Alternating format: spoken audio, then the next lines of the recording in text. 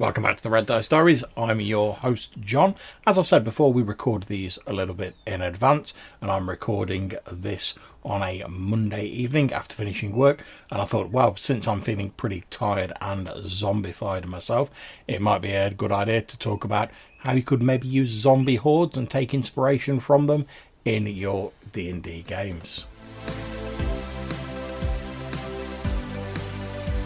So I'm going to assume that we're all familiar with zombie films, and media, Brains, etc. George Romero's films and stuff like that. You know the drill. When there's no more room in hell, the dead shall walk the earth.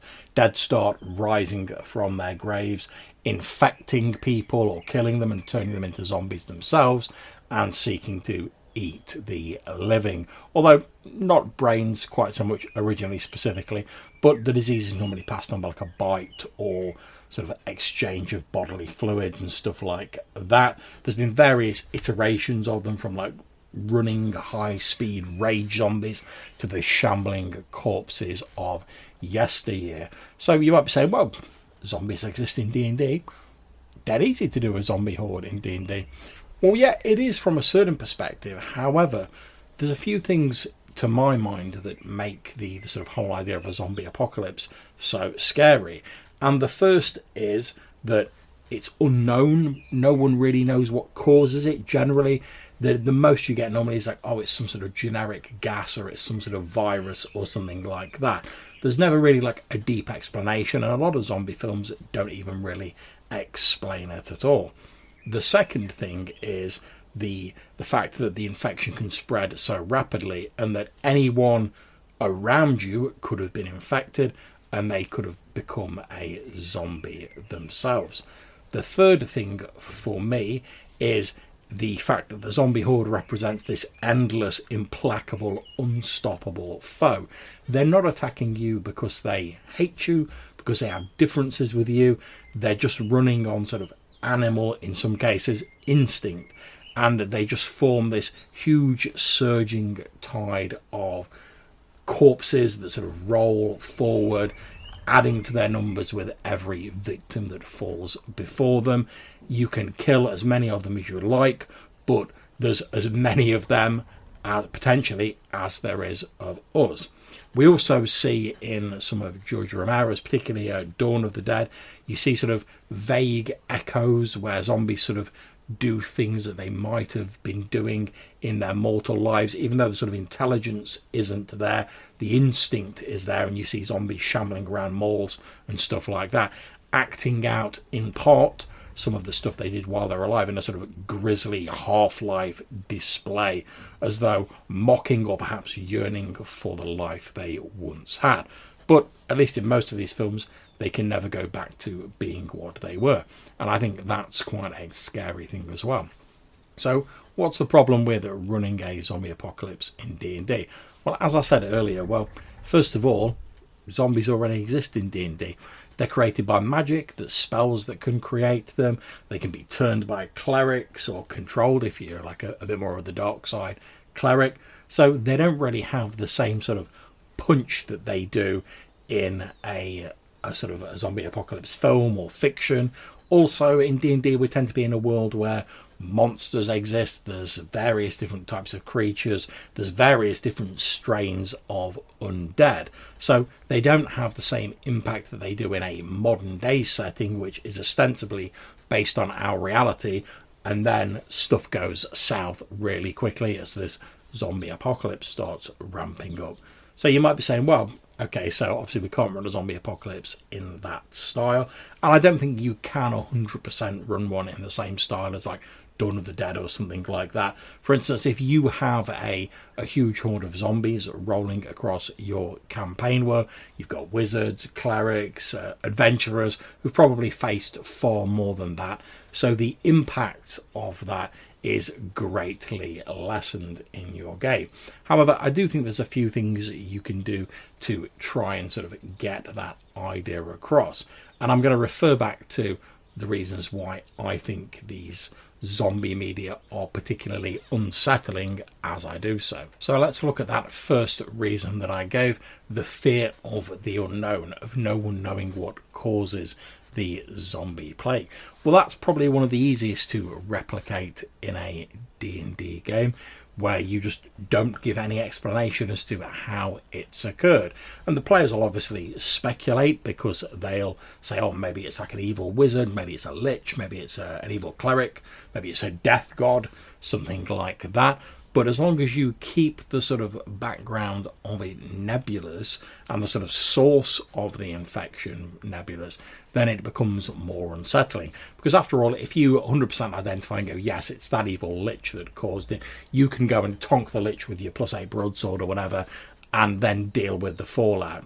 And yet, it might be a challenge to go and take this guy down, but it's not really unnerving, it's not unsettling, it's just another monster, another bag of hit points to be tonked by the might of the player party. So I would advise, if you want to do that whole zombie plague sort of thing, keep the source of it nebulous. And you might decide on what the reason is in your game, but you don't have to reveal it to the player characters, unless you want to. But for my money, the unknown is one of the things that really makes this have an impact in a game.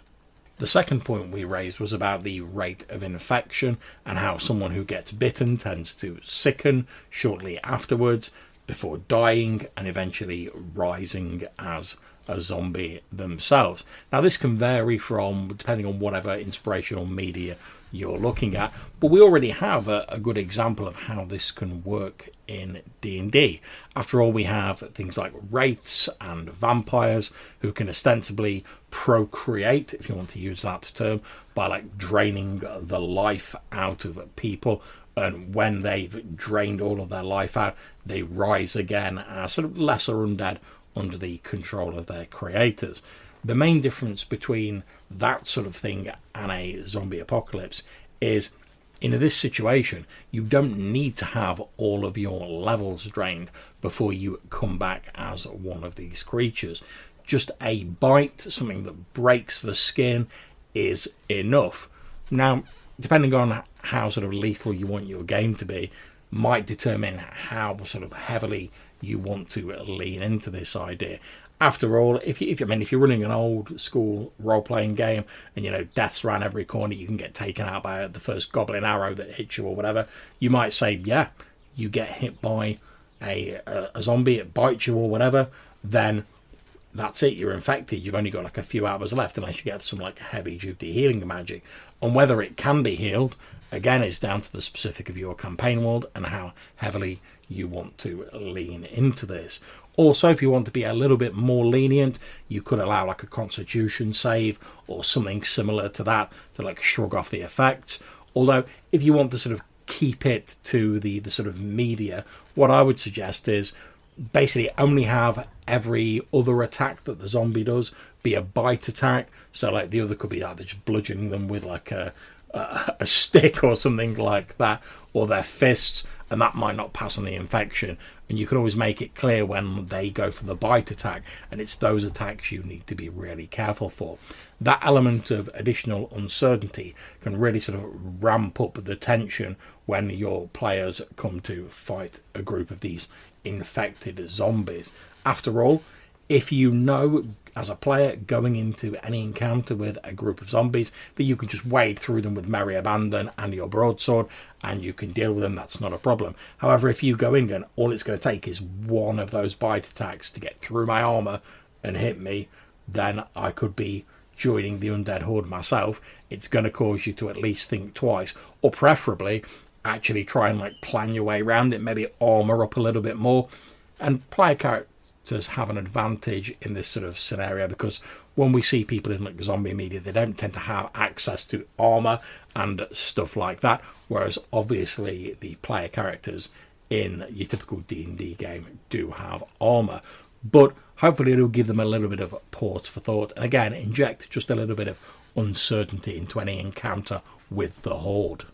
Another good way to further emphasise how quickly this infection spreads and how dangerous it is to have NPCs or people like villagers and whatever that the players meet, have them go down as the zombies are attacking. And you see that scene that's so sort of iconic of zombie media, where someone gets taken down by the zombies, and as the players fight the zombie off, the guy's thrashing around on the floor and foaming at the mouth as the infection's taking over him, and a few moments later he or she also rises up as a zombie. So you can also demonstrate it by having NPCs etc fall to it without necessarily just going straight for the jugular on your player characters. But again, it's a matter of personal taste and what suits your campaign.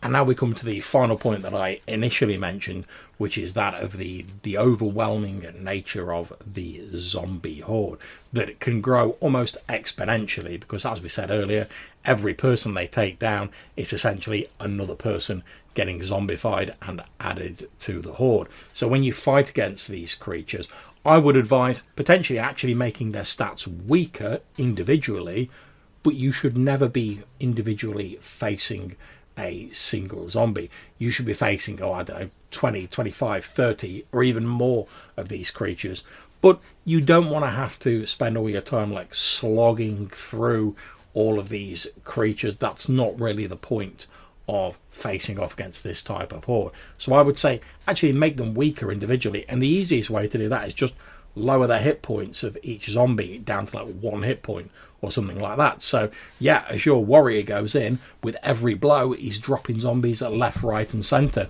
but all it really takes is one of those to get that bite attack in on him, and he could be in deep trouble. And because you've done this and the zombies individually aren't really that sort of potent, you can afford to throw more of them at the player characters without it sort of bogging down the game or bringing it to a halt. If you've got games that use swarm rules or stuff like that, you may even want to look at adapting the swarm rules. So instead of having individual zombies, you have just a huge swarm of them. I think that could work pretty well if your version of D&D Pathfinder or whatever has some swarm rules. Maybe wheel them out, give them a little tweak or a little bit of a reskin, and use those for zombies. Also, if you're fighting against these zombies in an area where there are people, like in the middle of a village or something like that, as we said earlier, with every person they kill, they will be effectively adding to their numbers. So I think if there's loads of level 0 villagers about, then feasibly every round you could just roll a d6 and be oh, that's how many villagers have been zombified this round. And the player characters will have to sort of deal with it quickly before the horde grows out of their ability to manage. And I think that sort of siege style scenario where you're trying to take shelter or you're trying to take them down quickly before their numbers grow beyond your ability to deal with could be really tense. But as I say, you need to keep an eye on the pacing and make sure it doesn't just dissolve into a big combat slog. So there we go. There's a few ideas from me for running a sort of zombie horde inspired by the various zombie apocalypse media that we've seen in a D&D game. Have you got any ideas how you could run such a thing in your game? What do you think of the ideas I've just given? Like them, love them, hate them, whatever. If you want to call in and let us know, maybe be featured in a future voicemail episode, you can get in touch a number of ways. You can send us a voicemail to SpeakPipe or Anchor. There's a link in the description down below. Or you could send us an email to rddrpgpodcast@gmail.com. So until we see you again, take care, stay safe, and whatever you're playing, have fun.